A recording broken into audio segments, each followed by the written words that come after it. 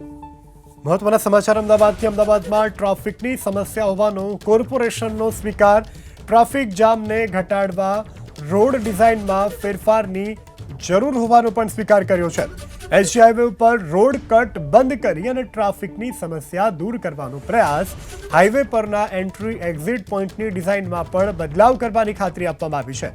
કોર્ટે હેલ્મેટના નિયમોનું ચુસ્ત પાલન કરવા પણ તાકીદ કરી છે ટુ વ્હીલર ચાલક પાછળ બેસનારને પણ હેલ્મેટ ફરજિયાત હોવાનું હાઈકોર્ટે કહ્યું છે ટ્રાફિક પોલીસ માટેની અલગ કેડર ઊભી કરવા હાઈકોર્ટે સૂચન કર્યું છે કોન્સ્ટેબલ કક્ષાની ભરતી ઝડપથી પૂર્ણ કરવા પણ તાકીદ કરવામાં આવી છે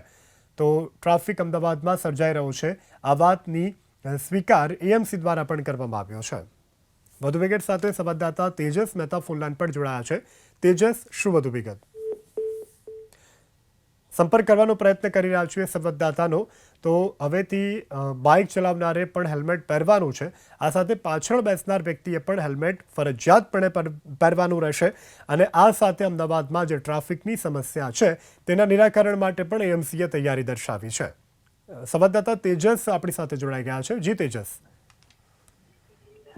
જી ગુજરાત હાઈકોર્ટે જે બાબતોનું સંજ્ઞાન લીધું હતું તેની અંદર ટ્રાફિકની જે સમસ્યા છે તે સાથે સાથે જ રોડની જે અણઘડ ડિઝાઇન છે તે મુદ્દાનું પણ કોર્ટે સંજ્ઞાન લીધું હતું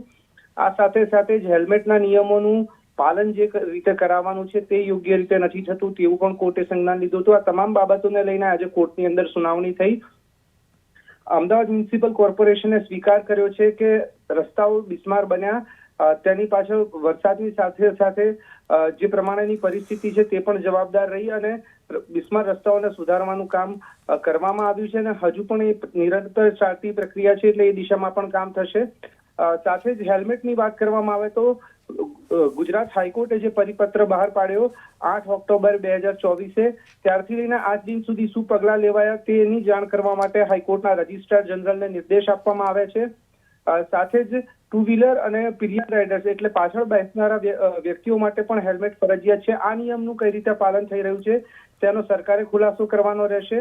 સરકારે પણ આ બાબતે પરિપત્ર બહાર પાડ્યા બાદ શું કાર્યવાહી થઈ છે તેનો પણ રિપોર્ટ આપવાનો રહેશે